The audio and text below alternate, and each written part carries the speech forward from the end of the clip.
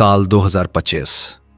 उत्तराखंड की पहाड़ियों में एक पुराना मंदिर खोजा जाता है, शेषगुप्त नाग मंदिर, जिसे हजारों सालों से किसी ने नहीं देखा था।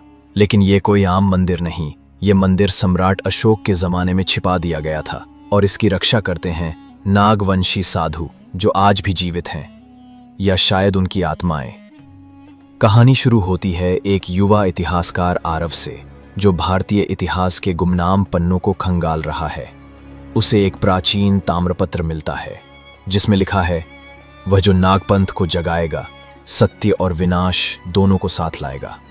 उस ताम्रपत्र के पीछे लिखा है, अशोक के बाद जो आया वो चुप रहा, लेकिन नाग जगे नहीं थे। आरव को शक होता है कि सम्राट अशोक के काल में कुछ ऐसा हुआ जिसे छुपाया गया। आरव अपने दोस्त विद्या, एक पुरातत्वविद के साथ उत्तराखंड के एक पहाड़ी गांव जाता है, जहां पर मान्यता है कि रात को नाग चलते हैं और कोई लौट कर नहीं आता। गांव का एक बुजुर्ग बताता है, ये कोई कहानी नहीं बच्चा, यहां नागवंश के रक्षक अब भी जागते हैं। ये मंदिर नहीं, एक द्वार है उस युद्ध का जो कभी नहीं हुआ। आरव और विद्या एक रात नाग मंदिर में प्रवेश करते हैं। अंदर उन्हें 108 नाग प्रतिमाएं मिलती हैं, पर हर मूर्ति की आंखों से वास्तविक आंसू बह रहे होते हैं। एक प्राचीन यंत्र मंत्र से सजी दीवार पर लिखा होता है, जिसने धर्म को सत्ता से जोड़ा वही विनाश का कारण बना। हम नाग थे, न राक्षस न देवता, बस रक्षक।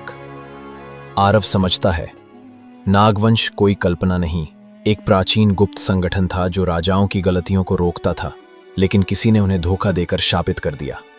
जैसे ही वे मंदिर के अंतिम कक्ष में पहुंचते हैं, एक शक्तिशाली नाग साधु की आत्मा प्रकट होती है। वह कहता है, तुमने द्वार खोला है, अब न्याय होगा।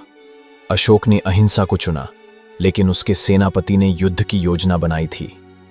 नागपंथ ने उसे रोका, इसलिए हमें शाप मिला। अब सत्य बाहर आएगा। और तभी मंदिर के नीचे की जमीन कांपने लगती है। एक भूमिगत नाग सेना की आत्माएं जाग उठती हैं।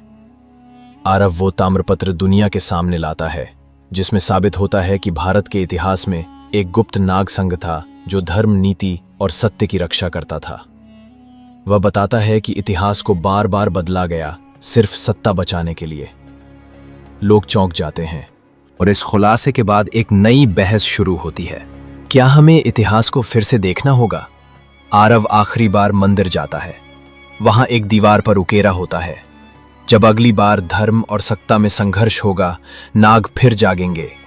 और मंदिर के पीछे एक नया रास्ता खुलता है, नागपंथ का अगला अध्याय।